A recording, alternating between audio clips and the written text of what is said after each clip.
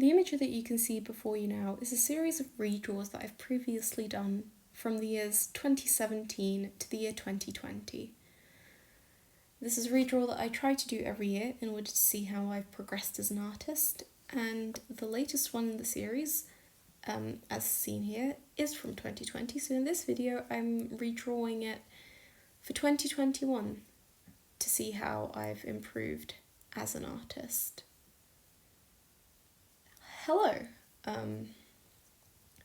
This is a bit of an awkward start to the video because I don't have a script and I'm just saying whatever comes into my head.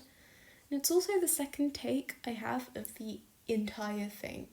So I've already talked for almost half an hour before this, trying to get my thoughts in order, which I did not successfully manage. I just rambled on about various things that nobody cared about, and it ended up being fairly unpleasant an experience, so I'm doing it again.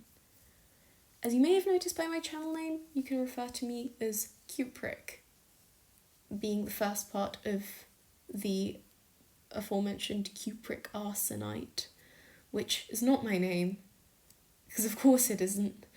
It is a fairly unsubtle pun on the compound name cupric arsenite, also known as copper arsenite. And it's bright green, and I like that in a colour, because green is my favourite colour. The name was suggested by a friend of mine, whose input I greatly value. And speaking of valuing the input of my friend, she was the one who told me how to make those legs work in perspective, because you saw me messing around with them earlier on. The fact that I'm broadcasting my utter failure to draw legs in perspective is fairly shameful, but you live and you learn. I decided to challenge myself with this redraw because previously all the pieces had been like, just a character headshot a la the most basic beginner artist drawing that you could make. And then it's got like a slap together background done with texture brushes to make it look like she's not just floating in space. And that doesn't really work that well, because there's like a clear dissonance between the character in the foreground and then the background, which was just texture brushes. It's not very good. So this time I decided to challenge myself by making a full background for the character to be placed in, and I also decided to do it from perspective because go big or go home, am I right? So yeah. The piece is called In the Rain, and it's a terrible name because I suck at naming my pieces and I often don't do it. I just did it for this one because I redraw it every year, and I thought, it would make sense to have a shorter, snappier way of referring to this particular piece or series of pieces than just saying, oh, the one with the green-haired girl with the pink eyes standing in the rain looking various degrees emotionally distraught that I redraw every year. So this year I decided to challenge myself by making it more of a full illustration rather than a slap together beginner artist. Oh look, character, and there's definitely a background. I also decided to kind of reference more heavily from the original piece that was created in 2017, where she had a fairly neutral expression with the tears, because in 2020 and 2019 the expression just got gradually more and more intense, and while I definitely was a fan of the escalation because it allowed me to try and exaggerate the features more, I thought, it would be cool to return to the roots and try and more accurately represent the mood of the original piece in this redraw that is like vastly more sophisticated than the original piece, but wants to harken back to it in some way. I also decided to add her roots in because I don't know, the bright unnatural green hair, pink eyes doesn't suit my current art style as much as it suits the original anime art style, because as we all know, anime characters, they're not known for their realistic hair colours. But I thought, I should ground it in reality somewhat, by making this green hair an obvious result of hair dye rather than just something that naturally occurs.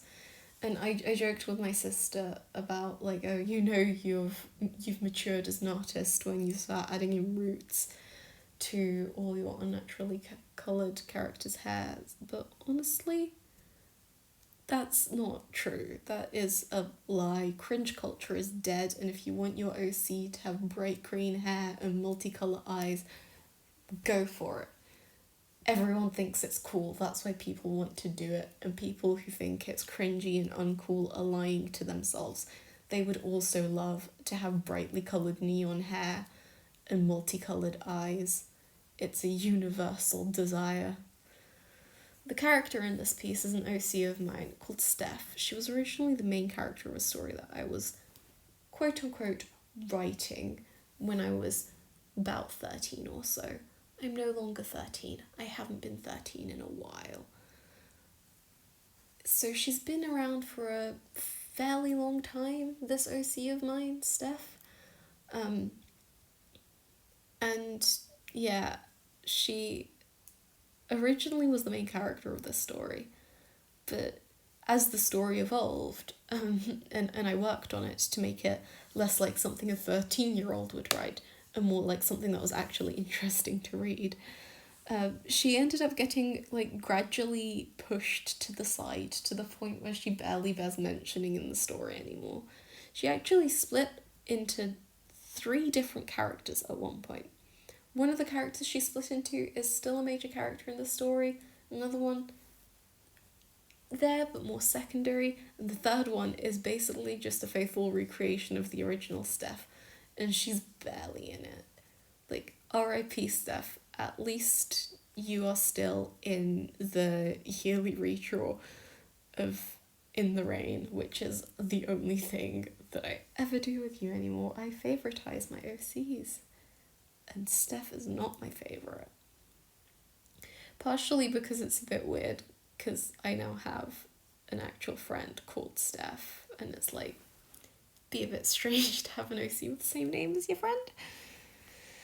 But moving on, I spent so much time and effort making the grass in this, and it, like, the way I did it was also one of those very obviously only exclusively digital techniques that wouldn't work if you tried it in a traditional medium, which I find myself relying on an annoying amount in my work, because I've very much codified a process, and it's draw the character in flat colours as they would appear in neutral lighting, which is, good for like comic drawings and stuff where you need to keep the colours accurate and consistent.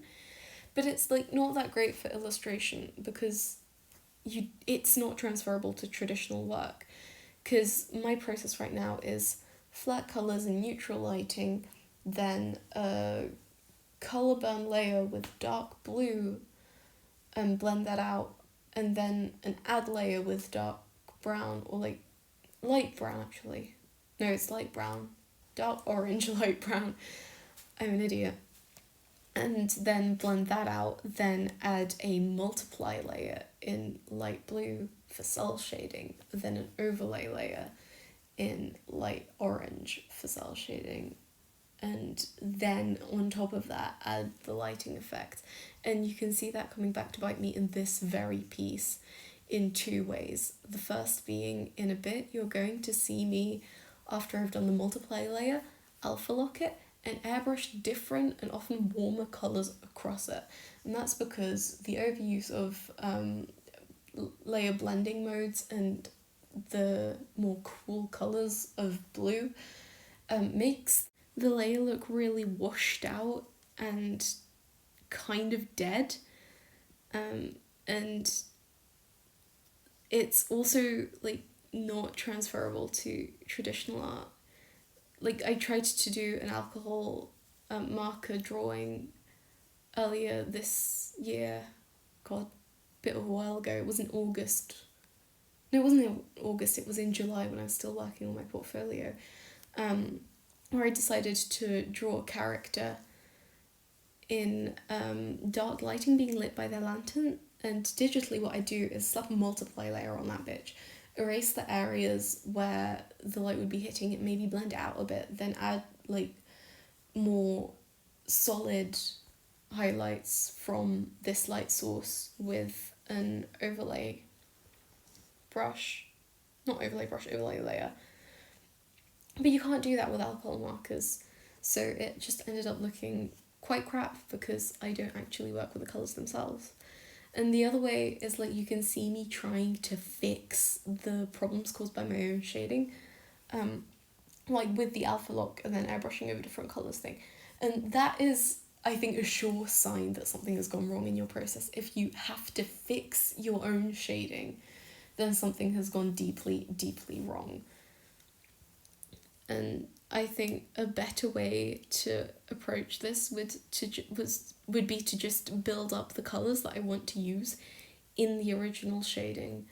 Like, fuck the layer modes, fuck the digital art tricks. If I want to build up a drawing of a character in a dark place, I should originally know what I want the lighting to be doing, what colours I want to be present in that image. And that would allow the colours to be more harmonious as well, and for less colours to get lost in the layering when everything just ends up having a slightly blue hue to it or a slightly brown hue to it, or whatever colour I've chosen as my sacrificial lamb for this this round of atmospheric lighting in an extremely cheap and cheating-y way. And you can actually see me failing to use this method to accomplish what I wanted in this drawing, because I originally wanted this character to be lit dramatically from the side, as if though by lightning strike. And as you can see, that did not come across at all. In fact, watching me try and airbrush the bright electric blue onto the grass is physically painful for me to watch. Like, why? Why did I do that to myself? And I do think it's because I was relying too much on layers and it just made it look muddled and crap.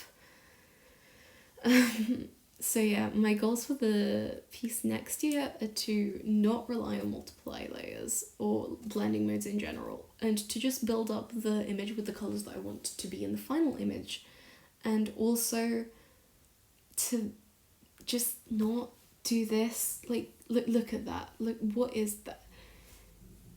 It's horrible. It's just losing colours, it's losing definition, it's homogenizing the entire piece.